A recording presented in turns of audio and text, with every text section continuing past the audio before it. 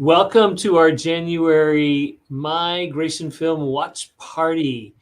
And tonight our first guest is Anna and the film about her. And I think, Anna, is there anything you want to say about it before we watch it?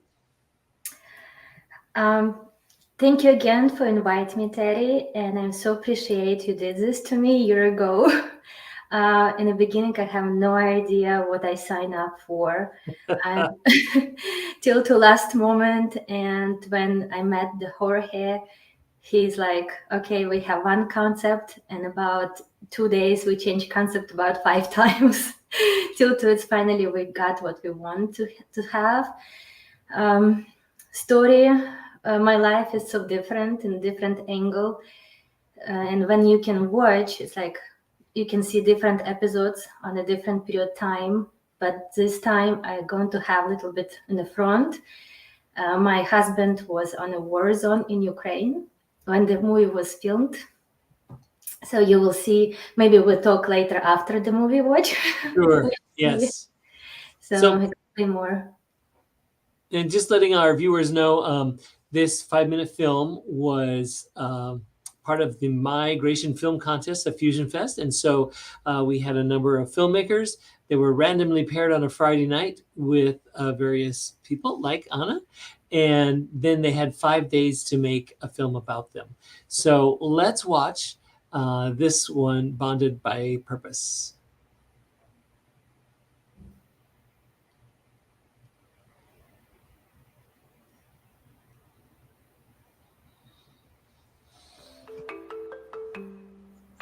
John? Hey, Anna. Hi, how are you?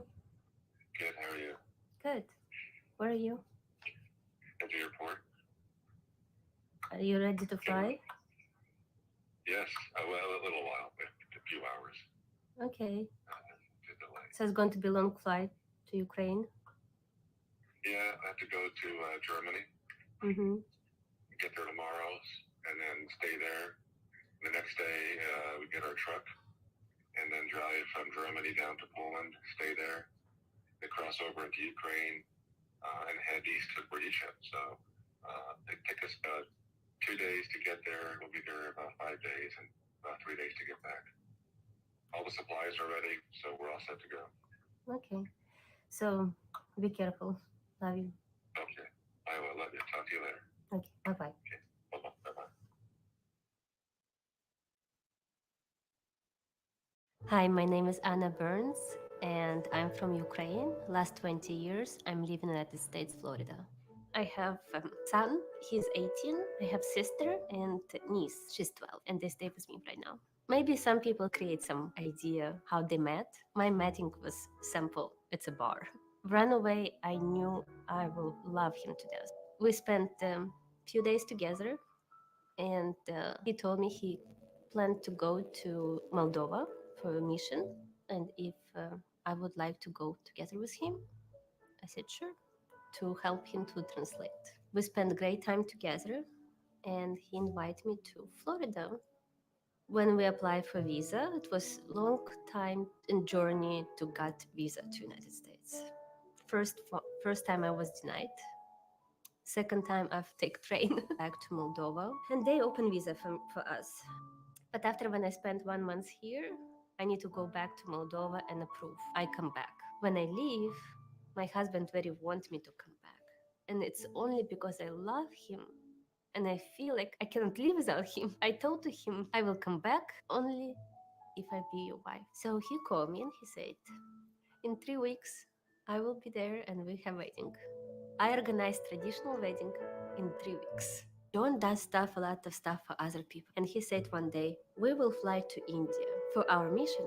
When we arrive to India and when we go to colonies and we see people with infection of leprosy, Hansen's disease, it changed my life completely. John sits on one side, I'm sitting on the other side, and a huge big bucket with all these maggots and ruined stuff, blood, disgusting. And I clean supplies for them, scissors and clippers and everything. And he just operated. And we have, first day we have 100 people, next day we have 200 people. From early morning till to sun's down, with the flashlight, we're taking care of them. I want to come back and do mission again and help them again and again and again and again. So it's what we did. So whatever John do, and I'm a little bit with him too, we do good. And I'm proud of him. When war start, your brain start to work crazy. What you can do, emergency, what you can do, how I can help my family, how I can escape my family and my family be safe. Some moms already was here, who was stuck, who cannot leave, and they want to do something. They want to help the family. They want to have people with who they can talk, same language, people who they understand, same stuff. Yes, I decided to open this kitchen, and I think it's a great project. Це треба, тому що багато хто приїздить, не знає, що йому робити, куди йому бігти, на яку роботу працевлаштовуватися. Багато хто в стресі, йде підготовка документів, і тому людині краще, наприклад, українцю працювати з тими людьми, до яких він морально може з ними працювати. More orders we have, the more busy we get, the more meals we're going to make, the more people I can invite to work. Yes, I'm very limited. We work only 1 day a week. It's not enough, but at least little tiny drop in the ocean can help.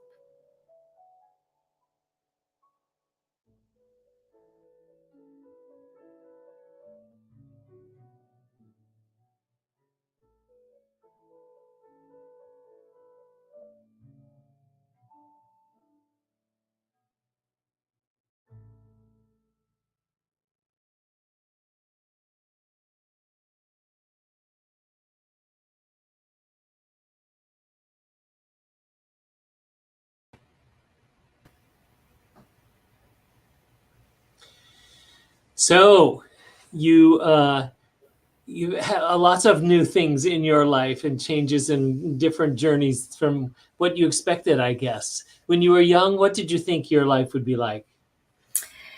Never think like that. Never. Yeah. Everything, when you come to different country, life changed completely. Mm-hmm. Everything what you learn, everything how you live, it's different. So you need to start everything from scratch. And the movie talked about a trip to India. Have you been taken to other places as well? Yes, so me and my husband will belong to an organization. It's called the Military and Hospitality Order of the St. Lazarus of Jerusalem. So our main project is leprosy, Hansen's disease, organ donations, and it's a chivalry organization. We travel around the world. We have different countries what we're taking care of, Mexico, India. So we travel a lot. Yeah. Mm-hmm. And how was the experience of having your life filmed? I can say the film, it's new for me. In my background, I was a little bit modeling in my younger age. And film, the cameras around the cameras, it's not a big deal for me. But film, it need to have more patience, I can say it. Because when Jorge said, no, you cannot cry. You must talk. And every time I use so many tissues because I was crying all the time. I was worried. My husband just left and I was worried about him. Because everybody knows, most of the people knows what happened in Ukraine by this time. So it was stressful for me. It's not just to be around the camera. It was stress. What's going on in my country? What's going on here? And Sure. Are here back home survive and life. Sure. And how long have you been in the United States? 20 years. Okay. So now, since the war has started and has gone on for more than a year, have you? What has been your connection to back home? I have right now I have my mother in Ukraine, so only connection it's Viber, internet. Without internet, it's hard. Few weeks ago, Ukrainian cell phone station was hacked, and for 5 days I don't have any connections with my mother, and she cannot able to call to ambulance or anything because phone doesn't work. It was very stressful. My feelings was like ready to jump to the plane and go and see what's going on. She's in a otherwise relatively safe area. Relatively, you never know what can happen. Every area is like safe today, not safe tomorrow. You never know. Right. So Well, it's very would you hard for people go ahead? it's very hard for people who live there right now, and hard for family members who live here because they understand, they know it's very dangerous, but stress for people who's here, it's another stressful level. Yes. And is there a large Ukrainian community here that you've connected with? Yes, we right now we have large community, and thank you for inviting us to the Fusion Festival. We was very, very happy to be part of the festival. People start to recognize us by the movie, actually. And right now they know our kitchen. It was very helpful. Thank you very much. Super. And would you recommend to other people to sign up to be a possible subject of one of these migration films in the next year? I think it's what you do, guys. You're doing great. I will be signed up by myself again for everything. What you do, seriously. The first time when you walk to me and you said, "Here on my card, you must be on a festival. You must be in a festival. You must be in a cooking part. You must be in the stage." I said, "Sure. I don't know what you're talking about. The war touched me everywhere in every part of my body, so it was not the right time." But when you connect to me again and said, "I want to see you," and like, okay, I will sign up. But what I sign up, I have no idea.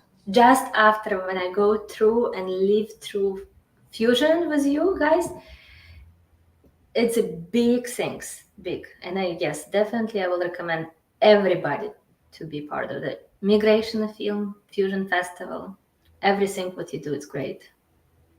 Great.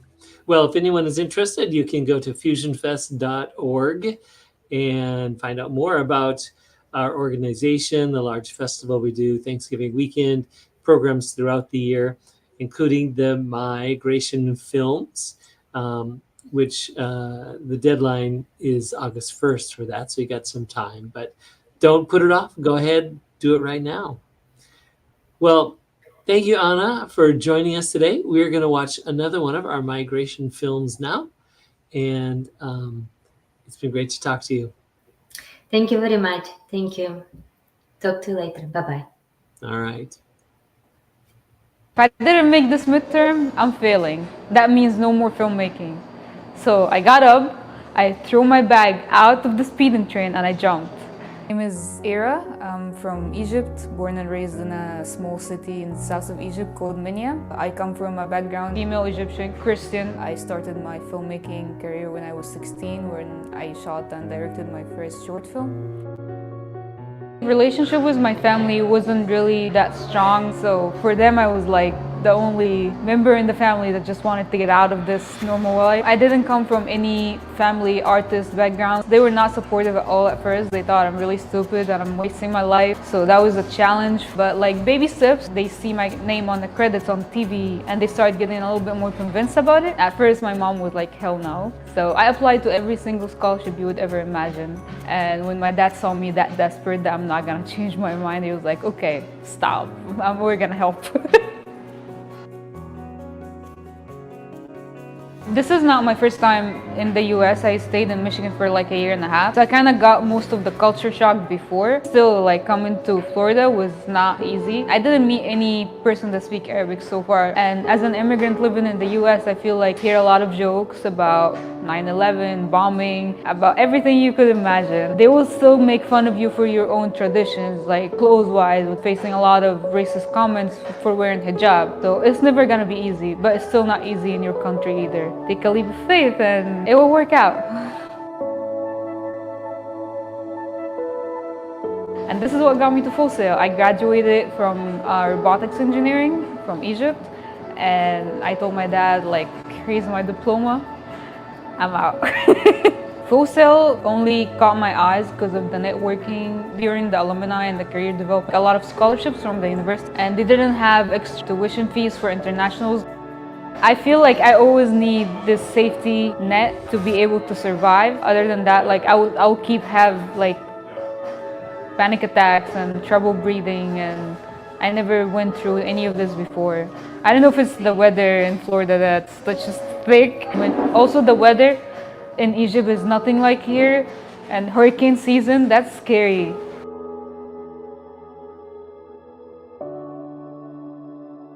In my country, I always had my family. I know if anything happened, I can just with a phone call have help. It also takes time for them to send me money over here. If I got in any emergencies, they can't help right away. I always felt like if I got killed or murdered or kidnapped, no one will know. That does not feel good at all. I found this little spot called Baldwin Lake. I love to go there and just chill. Sit down, just breathe some air, fresh air, just watch the sunset, and that's like my safe spot, comfort zone right now.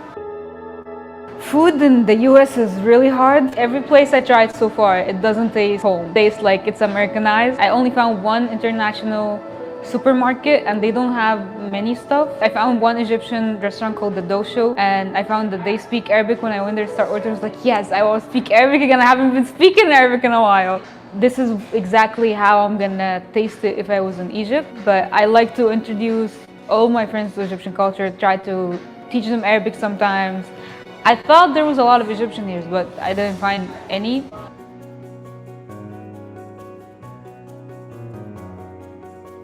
Jumping on the airplane the first time where I was coming here, has no idea where I'm staying. I didn't have a room available yet. I have no one picking me up from the airport. I don't know where I'm going. It was like a leap of faith that, okay, we're doing film, so I'll figure the rest out later. Everyone here in this country carries a gun. I don't even know how to use a gun. I don't need to carry a gun in Egypt, but I need to be careful from men I walk around, what I'm wearing, where I'm wearing it, and who is with me. It's kind of better, but it's still...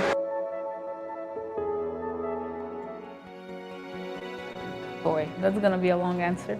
I was in art school for 4 years and they were gonna expel me if I didn't take it, so I kind of got forced to take filmmaking. I had no idea what directors do. I was like, why they put the director name like huge in the last of the credits? He doesn't do shit. I still feel like I want to wake up every day to do this, but I don't want to wake up talking about robotics engineering.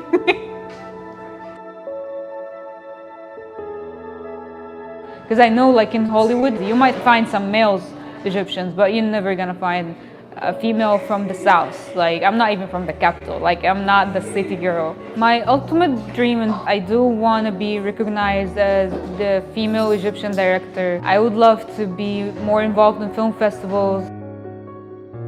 I remember this situation particularly because I jumped very fast speeding train just to keep doing filmmaking. And this is how stupid I am. Don't put that. Cut.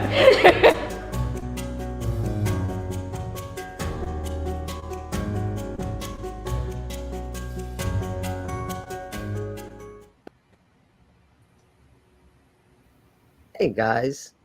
Hey, Lori, Hey, sorry I'm late. we missed you. Did Bhavna show up? She did not, but And Ira didn't show up? no, Oh, they said they were but going to. we saw Anna's film and we talked to her about that. And How is it going, Anna? Good, good. How Thank did it you. go at Fusion Fest? I just say, Tori, I love it, and thank you very much for a great opportunity to invite me to Fashion Life festival, Fashion Life, everything what called fusion. Oh my gosh, we talk about fashion. Yeah, we talk about fashion early. Yes, it's great. It's absolutely great. It filled my life with good stuff, I can say. Good. Well, I wanted to tell some people, I'm Bhavna and Ira both said they were going to show up. But I actually have been to the Doe show since watching the movie. And I have to tell you, if you have not been, deliciousness, you need to go. And I'm going to try and see if I can get Ira to be one of our filmmakers next year, because I thought it was interesting that she applied as a subject rather than as a filmmaker, So, and I just heard from Bhavna when she said she was going to show up, that she just moved to LA and is doing really well. So, it's good news all the way around. As far as those two go. So super. So, Anna, have you ever had Egyptian food or been to Egypt? Yes, I've been in Egypt long time ago when I'm my early 17, 18 year when I was. Yes, it was great. It's great country. It's beautiful, hot, but different. Not Florida hot. Did you experience any of the food there? What I remember, it's lots of rice. I think we have a couple of places here in Orlando. Well, this dough show, they roll out this huge dough, like super, super thin. Mm-hmm. And then they like fold it over like a million times. And it's what I could describe as like a really thick and much lighter tortilla thing, quesadilla. But like they also had them like sweet, like with Nutella in it. Mm-hmm. We had like a cheese and mushroom. But they have all different kinds, and plus they had other stuff, but the dough stuff, oh my God. I mean, literally it's like a 3-foot circle what they roll out the dough to, and it's delicious. It's delicious. What do they call that? That's a good question. I don't Okay. Without our experts here, we're just shooting in the dark a little bit. Right. I was going to ask if she would come back as a filmmaker, and you said you're going to explore that, so that's a good idea since she's at Full Sail. Absolutely. Great. But they're both doing well, and I think it was a really great experience for both of them. Super. Well, since we don't have as many guests tonight, I won't be on so long, but sorry I was late, guys. Want to thank you for being here, and thank you, Lori, for showing up. Eventually, Lori, if anyone doesn't know, is our film producer that puts it all together, the curator of this MYgration film. So again, you can go to FusionFest.org and apply to be a subject or a filmmaker and join us for the next year's version of the MYgration films. So thanks, everyone. Thanks, everyone. Have a good night. Bye-bye. Bye.